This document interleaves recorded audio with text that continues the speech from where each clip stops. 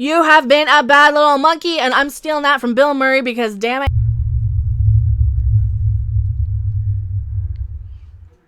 Hello everyone, I am Random42, the one, the only, the original, your favorite YouTube harpy. We're jiggling today because we are in the middle of a live stream, and we gotta call out little Mr.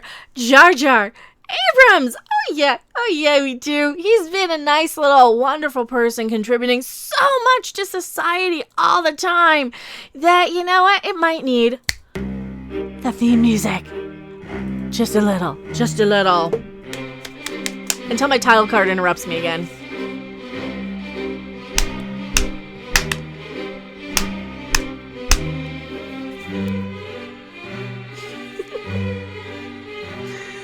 My soundboard's on strike. It's my fault. I overload OBS.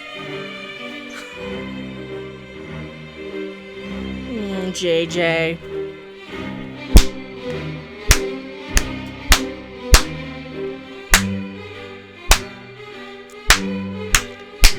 Like this.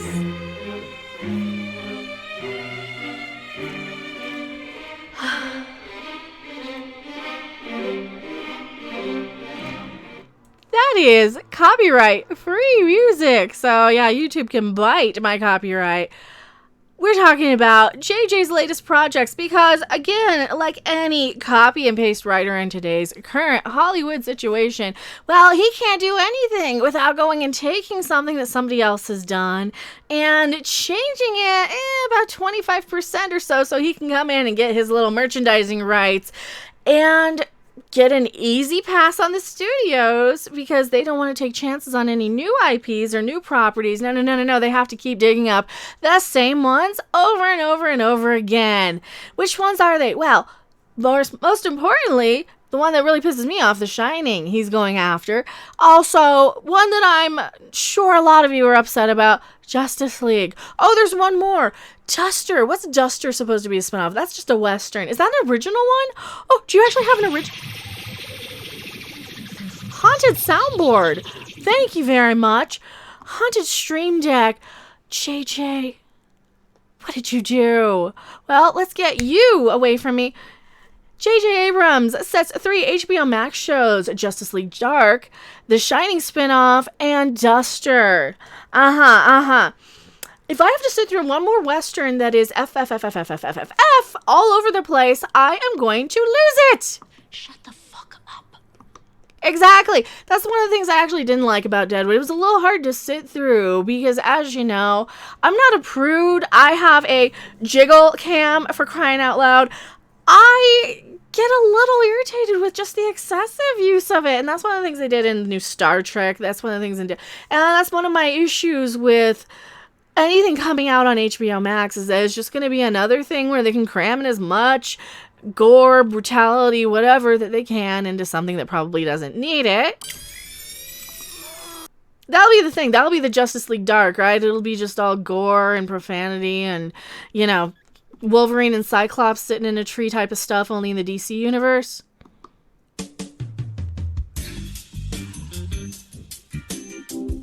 Oh, but they're not going to have the balls to show that. They like showing gore, though. That's the thing on these shows. They don't like showing, you know, giggity. Hail Queen Mecha Parrothead says, well, hail Parrothead. Hello, everyone. We are recording this live, so if anything you say will pop up on screen if it's in like a super chat or whatever. No pressure. You guys don't have to. We already have another video clipped from the stream calling out some of the girls who feel a little bit more entitled to people's money. Oh, and so is JJ. JJ thinks that we're entitled to his money. Well, guess what, JJ? Movies are mandatory. Mecha merch. What is this? Yeah, Mecha merch. MECHA merch. At the Teespring store, you can probably find this in the description. Movies aren't mandatory. You can get it on totes, tank tops, t-shirts, Justice for John Connor. If you just watch The Terminator. Oh, and the Raylo Tears mug. Oh, I love the Raylo Tears mug. It's awesome. There you go. Raylo Cheers. So that, you know, when you have people crying, I effing hate Star Wars because of, well, what JJ did, you can give them back the same treatment as all of the people who work for Lucasfilm and StarWars.coms and making StarWars.net drinking the fanboy tears. You know, you can just give them back their same mean-spirited attitude if you choose to. You know, not mandatory or anything. Revenge of the Phantom, thank you so much. You truly have better jiggles than Jigglypuff. $2 super chat. Oh, thank you so much. Really, really appreciate it. Jigglypuff is cute, though. I'm not a big Pokemon person, but I know a few of them. I've played them in Smash Brothers. JJ, here you go. Ruining 3 more things. First off, don't ruin The Shining. I went and stayed at the Stanley, which was the inspiration for Stephen King to write The Shining recently, and it was awesome. I have that stream still up on my channel if you want to see a nice haunted hotel room in a haunted hotel that was so spooky and creepy. Stephen King decided, hey, I'm going to write The Shining. I don't want to know what JJ's going to do to it. I don't think he understands. I think he just knows scene and shot and effects, and that's why we got Star Wars. That's why we got the Star Trek movies. That's why they all look the same. That's why they all have the exact same sequences, pretty much. The same effects, the same... Yeah, you got an Enterprise coming out of the water in one, and you got a Death Star coming out of the water in another. It wasn't a Death Star, it was a Star Destroyer. My bad, sorry. I'm a bad nerd. I'm so sorry. I couldn't remember the name of a Star Wars thing. Say something about the motherfucking prequels, bitch. I'll piss off Natalie. Oops. I don't like the prequels that much either. Sorry. Overlook, sources say, is a 10-episode drama that also opened a mini writer's room. Well, here's the thing. Overlook is going to be at the Overlook Hotel. It's going to be based on a lot of the side characters that we don't want to know any more of, because guess what? The Shining did it perfectly. And even Dr. Sleep. I saw that one right before I stayed up at the Stanley. Not a bad sequel, all things considered. It kind of got buried, and it does have some Stephen King-isms, but it wasn't terrible. I'm pretty sure I have a review of it somewhere.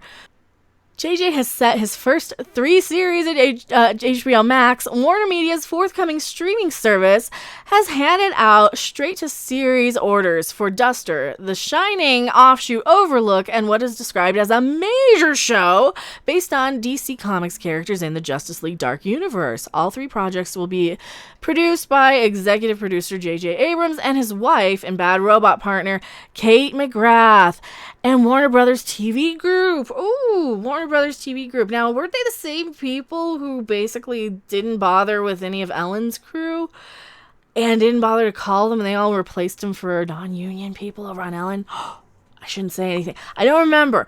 Aren't they the same people? You guys will remember, because I did a video on this a few days ago, but as you know, my memory's kind of come and go sometimes. Mr. Another, thank you so much. $5 super chat. Maybe in rebooted Woke Shining, we could go singing about white male rage. Right? Because that's what all these ghosts are just mad about. They're mad about the patriarchy. White male rage. White male rage. White male rage. You get what you deserve, lady. One of these days I'll clip that from Joker. You get the idea. That would have been a perfect ending to that skit. Not that we wish that actress harm in real life or anything. Just the ending of the skit for comedic purposes, obviously. Obviously. Duster will be co-written by Abrams. No. Here you go. No. Get your head out of Western. No. And I like Westerns. I like a good Western from time to time. I gotta be in the mood for it. And I like drink tequila when I'm watching Westerns, when I'm drinking Westerns. I like tequila and root beer a lot of the time, or Jack and root beer, when I'm watching a Western. You gotta be in that certain haze, right? Duster is co-written by Abrams and LaToya Morgan from The Walking Dead and Parenthood. Oh yes, because I haven't paid attention to The Walking Dead in so long, I forgot it was a thing. Hey, Walking Dead, let's split up and then spend the entire season looking for each other, trying to get back together with the group, only to split up again. That's Walking Dead. And and there's some zombies and thank you so much, Parrothead. 149 super sticker. The Derpercorn. Oh, thank you so much. Really appreciate it. I haven't used the Derpercorn in a while because we stopped talking about Brie, because anytime you mention her, she got to come in and butt in on the whole unicorn stuff. I don't have negative energies. I have loving energies. And this unicorn is going to love all of my energies. And if she doesn't, then she can just go back to her sad little forest, okay? Yeah, what Brie said. But she's such a nice, wonderful person, and she's so pretty. Am I pretty enough to be sexually harassed? Yeah, you are, sweetie, I suppose. No. I can't lie. I'm not that good of a liar. conceived by it's set in the 70s Southwest and revolves the life around okay, good. So it's not going to be filled with FFF like the Deadwood one. Well, maybe it is.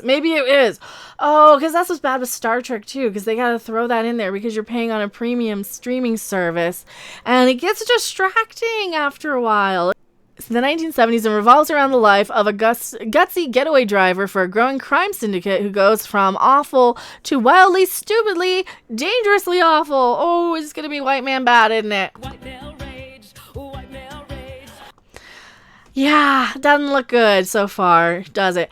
Overlook, a spin-off of sorts based on the iconic hotel featured in the Shining novel and the 1980 film. It features characters from the horror thriller. It explores the untold, terrifying stories of the most famous haunted hotel in American fiction.